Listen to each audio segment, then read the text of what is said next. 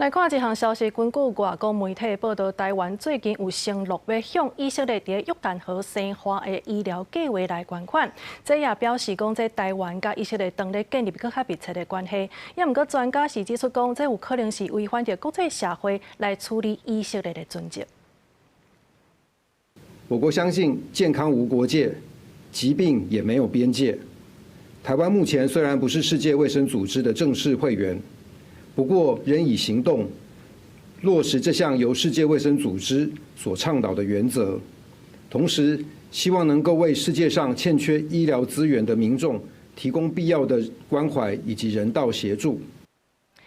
针对专家烦恼讲，这款行为有可能会影响到咱的国际准则，外交部是回应讲，台湾目前这相关讨论的议题，拢是甲领导援助甲卫生医疗是有关系，目前双方等咧讨论。